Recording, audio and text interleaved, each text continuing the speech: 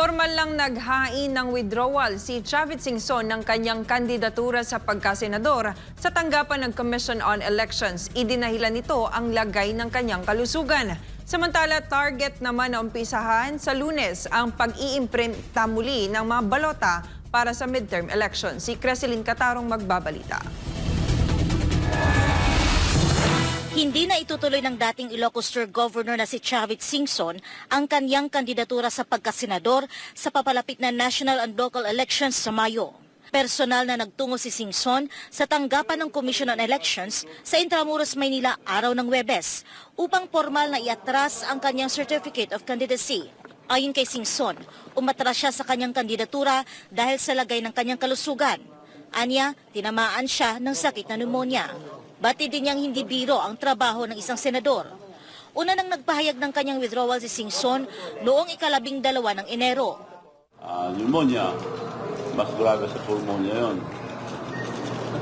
Kung saan pauli ako, ano yung kung maging senador? 5 days, 4 nights hindi ako makatulog. Lahat ng papatulog, siya sa akin. Ano pinainom? Ang last, yung liquid. Lalo na kung traffic. So, hindi nila alam ang gagawin. Sa kabila ng pag-atras sa kanyang kandidatura, nangako si Singson na patuloy niyang isusulong ang kanyang mga inisyatiba, partikular ang pagtulong sa transport group. Patuloy din niyang itataguyod ang financial literacy sa pamamagitan ng kanyang digital platform na VBank.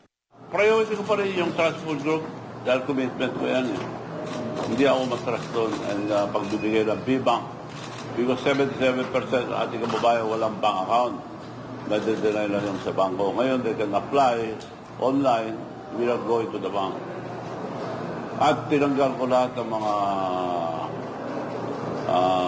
babayarin doon, service fee, para libre lahat. Nagpahayag naman siya ng suporta para sa darating na halalan, unang-una sa party list ng kanyang anak at ilang tumatakbong senador. Kasama ng dating gobernador sa pagtungo sa COMELEC ang kanyang anak na si Party List Representative Richelle Singson. Samantala, ngayong back to zero ang COMELEC sa pag-iimprenta ng balota at may panahon pa bago simulan ito ay matatanggal pa ng komisyon ang pangalan ni Singson sa balota.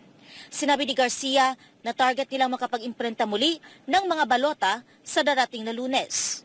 Yung Monday na printing po, that's the most ideal. Talagang at all cost gagawin natin dapat Monday. Pero siyempre po, titingnan natin yung development sa kasalukuyan, lalo-lalo na 2,000 ballot faces po yan sa buong bansa. Hindi po basta ganun kadaling ginagawa yung ballot faces ng buong bansa, kahit pasabihin natin na isang tao lang naman ang ilalagay doon sa pangalan dahil nga po isi-serialize ang bawat balota. Bukod dito, ani Garcia, malalaman din ng COMELEC ang epekto nito at ng desisyon ng Supreme Court doon sa numero na naka-assign sa bawat kandidato. Matatanda ang nagpalabas ang Korte Suprema ng temporary restraining order laban sa pag-disqualify ng COMELEC sa ilang aspirant at iniutos na ilagay ang kanilang mga pangalan sa balota. Nabatid na aabot sa 6 na milyong balota na natapos ng iimprenta ng poll body para sa midterm elections ang mababaliwala at masasayang lamang. Kasunod ng desisyong ito ng SC. Ang importante po, mauna sana muna yung pag-imprenta ng balota. Pwede naman po namin gawin yung pagsira ng lahat ng mga balotang na-imprenta na nawala yung pangalan ng pinapalagay ng Korte Suprema. Makapagsimula na muna yung printing kasi siyempre ang importante lang, secure yung lahat ng mga na-inventaryo na na-imprenta ng mga balota na yan para naman maprotektahan, hindi manakaw, hindi mawala, hindi magamit sa darating na halalan. Samantala, magsisimula ang kampanya para sa national position sa darating na 11 ng Pebrero. Para sa Diyos at sa Pilipinas kong mahal, Creseline Catarong, SMNI News.